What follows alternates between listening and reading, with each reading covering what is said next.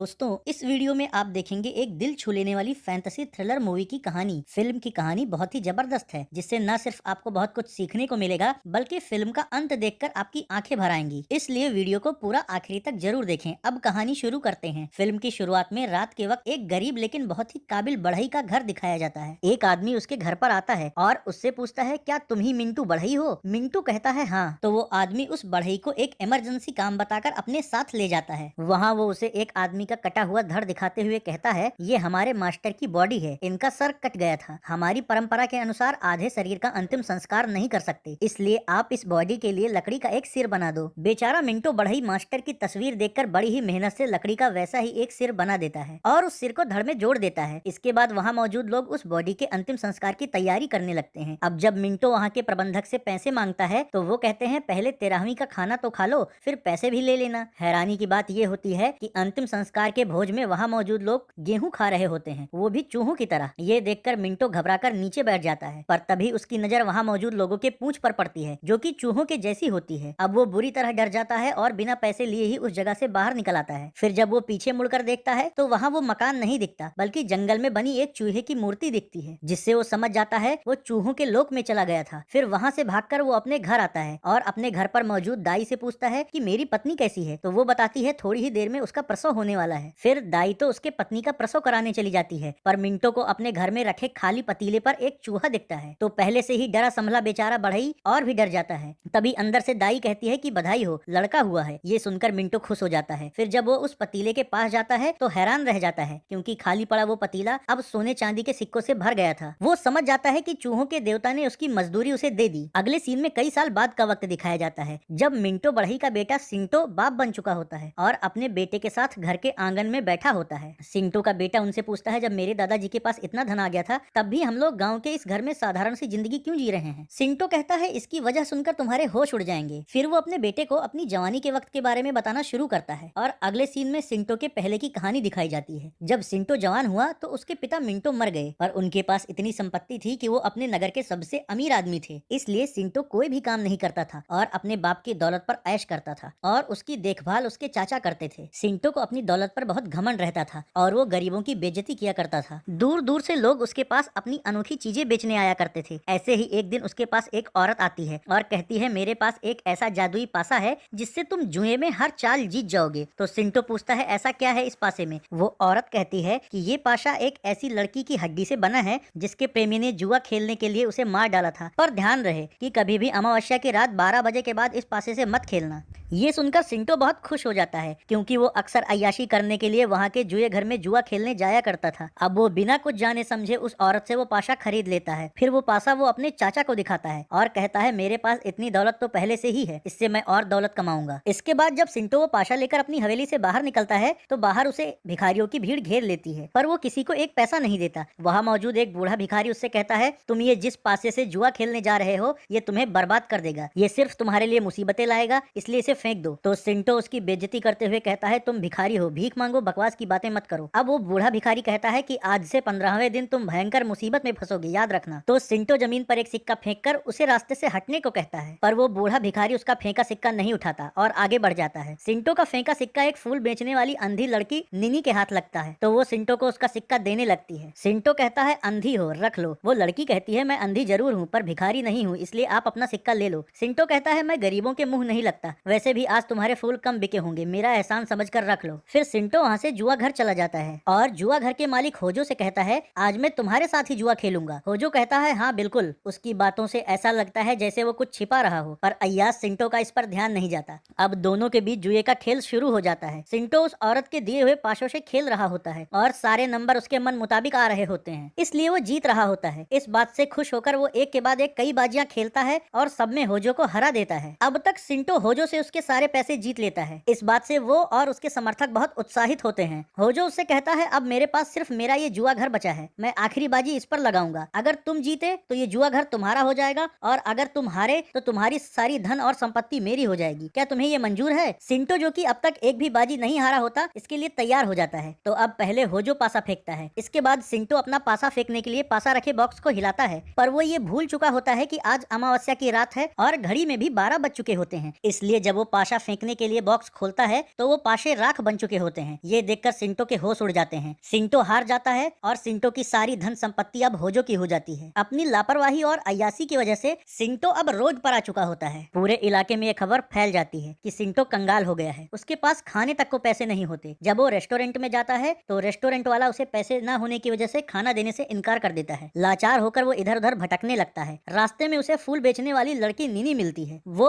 कपड़ों के गंध से सिंटो को पहचान लेती है और कहती है आज की रात सभी अपने पूर्वजों की पूजा करते हैं, आपको भी करनी चाहिए। ये सुनकर सिंटो के दिमाग में एक आइडिया आता है और वो पहाड़ी पर बनी उस गुफा में जाता है जहाँ उसके पिता का मकबरा बना होता है। पर वहाँ वो अपने पिता मिंटो को श्रद्धांजलि देने नहीं गया होता, बल्कि इस लालच में गया होता है कि शायद उसे वहाँ कुछ धन मिल जाए। इसलिए वहाँ वो अपने पिता की डेड बॉडी रखा हुआ ताबूत खोलता है, पर उसमें अस्थियों के अलावा कुछ नहीं होता। इससे वो काफी निराश हो जाता है। तभी उसको मदहोशी सी छाने लगती है और जब उसे होश आता है तो वो उसी जगह पर फांसी के फंदे पर लटका होता है। उसका गला कसता जा रहा होता है जिससे वो छटपटाने लगता है। वहाँ स्थापित चूहे देवता की मूर्ति पर बैठा एक चूहा ये सब देख रहा होता है। वो तुरंत सिंटो के ऊपर चढ़ जाता है और जिस रस्सी से वो लटक रहा होता है उसे काट देता है, जिससे सिंटो की जान बच जाती है। पर उसे समझ में नहीं आ रहा होता कि आखिर वो फांसी के फंदे पर कैसे लटका। फिर जब वो झुककर अपने पिता का धन्यवाद कर रहा होता है तो उसे ताबूत में एक कुंडी दिखती है। वो उसे दबाता है तो उसमें एक दराज खुल जाती है जिसमें उसके पिताजी का बढ़ई का औजार और एक पत्र रखा हुआ होता है। सिंटो उस पत्र को पढ़ता है जिसमें उसके पिता ने लिखा था कि मेरे भाई ने मुझसे 1 लाख रुपए कर्ज लिए हैं। मेरे ना रहने पर जब मेरे बेटे सिंटो की शादी हो जाए तो ये पैसे उसे दे दिए जाएं। ये पढ़कर कंगाल हो चुका सिंटो खुश हो जाता है और सोचता है कि इस बदहाली में इतने रुपयों से भी काम चल जाएगा। फिर वो वहाँ से अपने चाचा के घर जाता है और उन्हें वो पत्र दिखाते हुए कहता है मेरे पिता ने आपको 1 लाख रुपए दिए थे, वो मुझे लौटा दीजिए। इस पर उसका चाचा कहता है तुम नालायक हो। उस पत्र में ये भी लिखा है कि जब तुम्हारी शादी हो जाएगी तब तुम्हें वो रुपए मिलेंगे, इसलिए जब तक तुम्हारी शादी नहीं होगी तब तक मैं तुम्हें वो पैसे नहीं लौटाऊंगा। तो सिंटो एक योजना बनाता है और अगले दिन दुकान से एक औरत का पुतला लाकर उसे अपने आखिरी बचे हुए घर में लिटा देता है। फिर वो अपने चाचा से कहता है मैंने शादी कर ली, अब मुझे वो पैसे लौटा दीजिए। तो चाचा कहता है पहले मैं उसे अपनी आंखों से देखना चाहता हूँ। इस पर सिंटो बेड पर लेटे पुतले को छिपाते हुए उनसे कहता है कि अभी ये बीमार है, पर उसका चाचा देखने की जिद पर अड़ा होता है। और तभी एक हैरान कर देने वाली घटना होती है। सिंटो के पीछे से बेड पर एक औरत उठकर बैठ जाती है और चाचा से कहती है हाँ मैं ही हूँ इसकी पत्नी। ये देखकर सिंटो बहुत डर जाता है कि आखिर पुतला असली औरत कैसे बन गया। अब उसका चाचा वहाँ नाश्ता करने के बाद रुपए उस औरत को दे देता है और कहता है कि ये नालायक है, इसलिए मैं रुपए तुम्हारे हाथ में दे रहा हूँ। फिर जब वो वहाँ से चला जाता है तो डरा हुआ सिंटो उस औरत से कहता है तुम उसी औरत की आत्मा हो ना जिसकी हड्डियों से वो पाशा बना था। वो कहती है हाँ, अब मैं तुम्हारी पत्नी हूँ। ये सुनकर सिंटो और भी घबरा जाता है और उससे वो पैसे मांगता है, पर वो पैसे नहीं देती। इस दौरान सिंटो को थोड़ी देर झपकी सी आने लगती है। फिर जब तक उसकी झपकी टूटती है तो उस औरत की जगह वहाँ फिर से वही पुतला होता है और उसमें आग लग चुकी होती है, जिससे उसके पैसे और वो पूरा घर जलकर राख हो जाता है। सिंटो अब रोड पर आ चुका होता है और उसके पास रहने की भी कोई जगह नहीं बचती। मजबूरी में वो भिखारियों के बीच जाकर रहने लगता है, पर उसके अंदर से रईसों वाली अकड़ अभी भी पूरी तरह नहीं गई होती। वहाँ मौजूद एक भिखारी उससे कहता है तुम 2 दिन से भूखे हो और एक भिखारी की तरह ही रह रहे हो, ऐसे बिना खाए तो तुम जिंदा ही नहीं बचोगे, इसलिए भीख मांगो और जो भी मिले खा लो। उसी वक्त वहाँ एक भिखारी बच्चा आकर सभी भिखारियों से बताता है कि बाहर कोई आदमी चावल बांट रहा है। ये सुनते ही सभी भिखारी चावल लेने दौड़ पड़ते हैं और एक दूसरे से धक्का मुक्की करने लगते हैं। ये देखकर सिंटो भी भूख से मजबूर होकर उस भीड़ में घुस जाता है और धक्के खाकर किसी तरह एक कटोरा चावल ले लेता है। इस दौरान वो जमीन पर गिर जाता है, इसलिए लेटकर ही वो सूखा चावल खाने लगता है। तभी वहाँ फूल बेचने वाली अंधी लड़की निनी आती है। वो सिंटो की गंध से उसे पहचान लेती है और उसे अपने पास से चावल का एक गोला देने लगती है। ये देखकर सिंटो के अहंकार को ठेस लगती है और वो सोचता है कि आज मेरे ऐसे दिन आ गए हैं कि मुझे एक अंधी फूल बेचने वाली लड़की खाने को दे रही है। इससे चिढ़कर वो निनी को बुरा भला कहना शुरू कर देता है। वो निनी से कहता है कि तुम मुझे दीनहीन समझ रही हो, मत भूलो कि मैंने तुम्हें एक दिन चांदी का सिक्का दिया था। तो निनी कहती है तुम भूखे हो इसलिए मैं अपना चावल तुम्हें दे रही हूँ। सिंटो सच में बहुत भूखा था, इसलिए वो उसके हाथ से चावल ले लेता है और रोते हुए वहाँ से चला जाता है। रात में भूख लगने पर वो उसी चावल को खाने लगता है। अब उसे एक एक दाने का महत्व पता चल जाता है। तभी वहाँ वो चूहा आता है जिसने रस्सी काटकर उसकी जान बचाई थी। चूहा भी भूखा था, इसलिए सिंटो अपने कटोरे का चावल उसे दे देता है। अगले सीन में होजो को दिखाया जाता है। वो सिंटो के पैसों से लड़कियों के साथ अय्याशी कर रहा होता है। तभी वहाँ वो औरत सुशी आती है जिसने सिंटो को जुए वाला पासा बेचा था। वो उससे कहती है कि मत भूलो, तुम्हारी योजना को अंजाम देने में मैंने भी तुम्हारा पूरा साथ दिया है और तुम यहाँ अकेले मजे कर रहे हो। तो होजो कहता है अभी हमारी योजना का आखिरी काम बचा हुआ है, फिर इस पूरे नगर पर हमारा राज होगा। अगले सीन में सिंटो निनी के पास जाता है और कहता है मुझे तुम्हारे साथ बुरा बर्ताव नहीं करना चाहिए था, आज मैं भी तुम्हारा फूल बेचने में तुम्हारी मदद करूंगा। निनी पूछती है वो कैसे, तो वो कहता है मैं फूलों के दाम बढ़ा दूंगा और एक के साथ एक फ्री कर दूंगा। निनी कहती है मुझे झूठ बोलकर कोई काम नहीं करना, मेहनत और ईमानदारी से जो भी मिले बहुत है। तभी वहाँ एक ग्राहक आता है। वो उनसे पूछता है कि क्या यहाँ फूलों के साथ लकड़ी का गमला भी मिलेगा। निनी के पास गमला तो नहीं होता, पर इससे सिंटो को धंधे का एक जुगाड़ सूझता है और वो अपने पिता के औजार से लकड़ी के कुछ गमले बनाता है और उन्हें नीनी के फूलों के साथ बेचने लगता है। उनके सारे फूल और गमले बिक जाते हैं और दोनों की काफी अच्छी कमाई होती है। इस बात से सिंटो और नीनी दोनों बहुत खुश हो जाते हैं। फिर दोनों साथ में एक ढाबे पर खाना खाने लगते हैं। इस दौरान दोनों के दिल में एक दूसरे के लिए चाहत जाग जाती है। नीनी बताती है कि वो बचपन से अनाथ और अंधी है, लेकिन उसकी नाक बहुत तेज है, वो किसी भी चीज को सूंघकर पहचान लेती है। फिर वो सिंटो से कहती है, तुम्हें भी मेहनत और ईमानदारी से पैसे कमाना चाहिए। सिंटो कहता है, ठीक है, मैं इन पैसों से कुछ नए बढ़ई के औजार खरीदने जा रहा हूँ। फिर हम दोनों साथ मिलकर एक बड़ा बिजनेस खोलेंगे। इसके बाद सिंटो जब रास्ते में होता है तो उसे पासे बेचने वाली औरत सुशी मिलती है। सिंटो उससे कहता है कि एक दिन मैं अपना सब कुछ वापस ले लूंगा। इस पर वो औरत कहती है, आज रात तुम फिर से उस पहाड़ी पर बनी गुफा में जाना जहाँ तुम्हारे पिता का मकबरा है। वहाँ कुछ ऐसा होगा कि तुम्हारी किस्मत बदल जाएगी। सिंटो को सुशी के इरादे नहीं पता होते। फिर सुशी वहाँ से नीनी के पास जाती है और उससे कहती है, सिंटो अब तुम्हारे साथ फूलों का बिजनेस नहीं करेगा। तो नीनी उससे पूछती है कि तुम कौन हो और तुम्हारे शरीर से मूर्छित करने वाली जड़ी की गंध क्यों आ रही है। दूसरी तरफ सुशी की खुलती है तो उसके पेट में चाकू घुसा होता है और उसके सामने उसका चाचा होजो और सुशी खड़े होते हैं। उसका चाचा कहता है, तुम्हारा मरना अब जरूरी हो गया है। ये सुनकर सिंटो चौंक जाता है तो होजो कहता है, इसके मरने से पहले इसे सच बता दो। अब उसका चाचा कहता है, 3 साल पहले मुझे व्यापारियों से एक ऐसी जड़ी बूटी मिली जिससे आदमी का दिमाग भ्रमित होने लगता है और उसे झपकी आने लगती है। उसी दौरान मुझे होजो और सुशी मिले। इन दोनों ने मुझसे कहा कि तुम्हारा भाई इलाके का सबसे अमीर आदमी है और तुम बस उसका काम संभालने वाले नौकर की तरह हो, इसलिए हमारी योजना में हमारा साथ दो तो तुम भी अमीर बन जाओगे। मैंने उनकी बात मान ली और तुम्हें वो मधोसी की बूटी खिलाना शुरू कर दिया, जिससे तुम्हारा दिमाग भ्रमित होने लगा और हर बार तुम्हें झपकी आने लगती थी। फिर हमारी योजना के अनुसार सुशी ने पासे का नाटक रचा। वो पासा किसी हड्डी से नहीं बना था, बल्कि एक ऐसे पाउडर से बना था जो कुछ ही घंटों में पिघल जाता है। फिर जब तुम होजो से जुआ खेलने गए तो शुरुआत में वो जानबूझकर हारने लगा ताकि तुम्हें यकीन हो जाए कि ये पासा जादुई है और तुम आखिरी बाजी में अपनी सारी प्रॉपर्टी दांव पर लगा दो। तुमने वही किया और कंगाल हो गए। फिर हम लोगों ने तुम्हें रास्ते से हटाने के लिए तुम्हें ऐसे जताया कि जैसे वो पुतला असली औरत का हो और उसमें आग लगा दी ताकि उसमें जलकर तुम मर जाओ। क्योंकि झपकी आने की वजह से तुम्हें कुछ भी पता नहीं चल पाता, पर तुम बच गए और नीनी के साथ मिलकर गमले का बिजनेस शुरू कर दिया। और तुमने सुशी से कहा कि मैं अपना सब कुछ वापस ले लूंगा, इसलिए हम तुम्हें अब जिंदा नहीं रहने दे सकते। फिर जैसे ही उसका चाचा उसे फिर से चाकू मारने के लिए आगे बढ़ता है तो घायल सिंटो उन्हें नीचे पटक देता है। ये देखकर होजो भी सिंटो को लात मारकर नीचे गिरा देता है और उससे कहता है, तुम्हें शायद पता नहीं होगा, हमने तुम्हारी अंधी दोस्त नीनी को पहले ही मार डाला है। तुम्हारे पीछे के ताबूत में उसकी लाश है। अब जब सिंटो ताबूत में रखी नीनी की लाश देखता है तो दुखी होकर रोने लगता है, क्योंकि वही एक थी जो इस हाल में भी उसका साथ दे रही थी। नीनी की मौत से गुस्साया शिंटो होजो पर हमला करने की कोशिश करता है, पर होजो बहुत ताकतवर होता है। वो शिंटो के हाथ का चाकू पकड़कर उसके ही पेट में घुसा देता है और कहता है, इस बार मैं ऐसा इंतजाम करूंगा कि तुम जिंदा न बचो। फिर वो उसके चाचा से कहकर उस गुफा में ब्लास्ट करवा देता है, जिससे गुफा का द्वार टूटे हुए पत्थरों से बंद हो जाता है। अंदर फंस चुका घायल सिंटो नीनी की लाश देखकर रोते हुए उसके साथ बिताए हुए पलों को याद करता है और कहता है, मैंने कभी तुम्हारी अच्छाई की कद्र नहीं की, ये जानते हुए भी तुमने हमेशा मेरा साथ दिया। फिर वो गिर जाता है। इसके बाद 1 साल के बाद का वक्त दिखाया जाता है। होजो सिंटो के पैसों से काफी अमीर बन चुका होता है तथा सुशी और सिंटो के चाचा अब भी उसके लिए काम कर रहे होते हैं। आज होजो के नए जुआ घर का उद्घाटन होता है और वहाँ काफी लोग आए हुए होते हैं। थोड़ी देर बाद सुशी वहाँ आए लोगों के साथ जुआ खेलना शुरू करती है, पर जब वो अपने पासे खोलती है तो वो वही पासे होते हैं जो उसने सिंटो को दिए थे। ये देखकर वो डर जाती है, क्योंकि सिंटो को तो उसने रास्ते से हटा दिया था। फिर उसे अपने हाथों पर कांटे दिखने लगते हैं और एक आवाज सुनाई पड़ती है कि इंसान जैसा करता है वैसा ही भरता है। अब सुशी बुरी तरह डर जाती है और चीखते हुए कहती है, मैंने तुम्हें और नीनी को नहीं मारा, होजो ने मारा था। ये देखकर होजो समझ जाता है कि इसे भी किसी ने दिमाग भ्रमित करने वाली बूटी खिला दी है। फिर वो सुशी को पकड़कर एक किनारे ले जाता है और उसे थप्पड़ मारकर चुप कराते हुए कहता है, तुम सबको हमारे कांड के बारे में क्यों बता रही हो। तो वो होजो से भिड़ जाती है और कहती है, नीनी और सिंटो को तुमने मारा, पर उसका भूत मुझे परेशान कर रहा है। ये सुनकर होजो उसका सर लड़ाकर उसे नीचे पटक देता है। ये सब देखकर सभी लोग वहाँ से जाने लगते हैं तो सिंटो का चाचा सबको रोकता है, पर तभी ऊपर से एक आदमी नीचे गिरता है और कई सारे चूहे भी, जिससे वहाँ भगदड़ मच जाती है। फिर जब सिंटो अपने चाचा के सामने आता है तो उसका चाचा उसे चाकू मारने की कोशिश करता है, पर सिंटो उसका चाकू रोक लेता है और एक डंडा मारकर उसे नीचे गिरा देता है। अब कई सारे चूहे चाचा को नोचने लगते हैं। उसे बचाने के लिए होजो मसाल जलाकर चूहों को हटाने लगता है तो सिंटो होजो के सामने आ जाता है। उसे देखकर होजो पूछता है, आखिर तुम जिंदा कैसे बच गए। सिंटो कहता है, गुफा में सुबह जब मुझे होश आया तो मेरी हालत बहुत खराब थी, पर जिस चूहे ने मेरे फंदे की रस्सी काटी थी उसने रात भर गुफा के बंद रास्ते पर गिरे एक पत्थर को कुतरकर उसमें छेद कर दिया था, जिससे मेरा दम नहीं घुटा। पर मेरी जान बचाने के लिए रात भर पत्थर कुतरने की वजह से बेचारा वो चूहा मर गया। इसके बाद जब मैं गुफा से बाहर निकला तो मेरी जान उस बूढ़े भिखारी ने बचाई जिसको मैंने भीख देने से इनकार कर दिया था। उसने मेरे जख्मों का इलाज किया और मेरी देखभाल की। उस भिखारी को कुंगफू की काफी जानकारी है तो उसने मुझे कुंगफू के कई दांव पेच सिखाए और साथ में मुझे ये भी बताया कि चूहे तुम्हारे पिता के दोस्त थे, इसलिए वो हर बार तुम्हारी जान बचाते थे, इसलिए तुम्हें भी उनसे घुलना मिलना चाहिए। फिर वो तुम्हारे इशारे पर हर काम करेंगे। उनके कहने पर मैंने चूहों के साथ समय बिताना शुरू किया और उन्हें समझने लगा, जिससे कुछ ही दिनों में ये चूहे भी मेरी हर बात समझने और मानने लगे और अब ये चूहे मेरे इशारे पर कुछ भी कर सकते हैं। ये सुनते ही होजो फिर से सिंटो को मारने के लिए उस पर हमला करता है, पर कुंग-फू सीख चुका सिंटो अब एक बेहतर लड़ाका बन चुका होता है, इसलिए वो भी होजो पर लगातार वार करता है। इस लड़ाई में दोनों एक दूसरे को बराबर टक्कर दे रहे होते हैं। होजो सिंटो के बर्छी का हर वार फुर्ती से रोक लेता है। आखिरकार सिंटो होजो के सीने पर एक बर्छी मार देता है, पर हैरानी की बात यह होती है कि वो बर्छी होजो के शरीर के अंदर जाती ही नहीं। होजो कहता है, मैंने ऐसे कुंग-फू का अभ्यास किया है जिससे कोई भी हथियार मेरे शरीर को नहीं भेद सकता। फिर वो एक हाथ मारकर सिंटो को नीचे गिरा देता है और बर्छी की नोक से उस पर हमला कर देता है, पर तभी भिखारी गुरु वहां आकर होजो का हमला रोक लेते हैं और सिंटो से कहते हैं, इसने अभ्यास से अपना शरीर वज्र बना लिया है, इसलिए तुम्हें इसके शरीर का कमजोर हिस्सा खोजकर उस पर हमला करना होगा, तभी इसे मार पाओगे। तो अब सिंटो बर्छी की नोक लेकर होजो के शरीर के हर हिस्से पर हमला करता है, जबकि होजो कभी उसके हमलों से बचता है तो कभी उस पर वार करता है। इस लड़ाई के दौरान जब होजो के पैर पर सिंटो की बर्छी लगती है तो वो हिस्सा कट जाता है। ये देखकर गुरु सिंटो से कहता है कि यही है इसके शरीर का सबसे कमजोर हिस्सा। अब सिंटो उठ खड़ा होता है और होजो के पैर के हिस्से पर बर्छी मारकर उसे घायल कर देता है। तो होजो उससे जान की भीख मांगते हुए कहता है, मैं तुम्हारे सारे पैसे लौटा दूंगा, जिससे सिंटो उसे जिंदा छोड़ देता है। पर होजो चालाकी से वहां लगी मूर्ति से तलवार उठाकर सिंटो पर हमला कर देता है। ये देखकर भिखारी गुरु होजो को एक लात मारता है और होजो वहां लगी मूर्ति के तलवार में घुस जाता है और मर जाता है। तभी मूर्ति का पेट वाला हिस्सा टूट जाता है और होजो का उसमें छिपाया हुआ सारा धन नीचे गिरने लगता है। गुरु पूछता है कि तुम इतने सारे धन का क्या करोगे? तो सिंटो चूहों की फौज बुलाकर नगर के सभी गरीब लोगों और भिखारियों के अड्डे पर उन सिक्कों को भिजवा देता है, जिससे उस नगर के सभी लोगों की गरीबी दूर हो जाती है। फिर वो गुरु के साथ नीनी के कब्र पर जाता है और कहता है, काश तुम भी आज मेरे साथ होती। इस तरह ये फैंटेसी एडवेंचर मूवी यहीं खत्म हो जाती है। अगर आपको भी कहानी पसंद आए तो वीडियो को लाइक और शेयर करें